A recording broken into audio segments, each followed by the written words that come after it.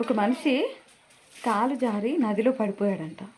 ఇంకొక మనిషి ఒడ్డు మీద ఉండి రా అని చెప్పేసి అన్నాడంట. ఈ చెరువులో పడిపోయిన మనిషి శతవిధాలుగా పోరాడుతూ ఉన్నాడంట బయటికి రావడానికి. కానీ తనకు ఈత రాకపోవడంతో వెళ్ళే ప్రసక్తి లేక కొట్టుమిట్టాడుతూ ఉన్నాడంట. కానీ ఒడ్డున నిలబడ్డవాడు ప్రయత్నించు ప్రయత్నించు అని అంటూ ఉన్నాడంట. కానీ నదిలో పడ్డవానికి తెలుసు ఆ నరకం అంటే ఏంటి అని. అక్కడ ప్రయత్నించకపోతే ప్రాణం కోల్పోతాడు.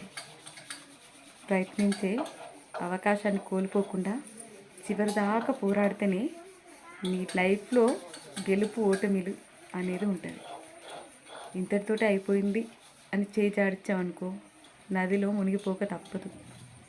నీ ప్రయత్నం నీకు పెద్ద బలం. చివరిదాకా ప్రయత్నించు. చావైన బతికైనా నీ చేతిలోనే ఉంటుంది. ఒడ్డున నిలబడ్డవని కాదు.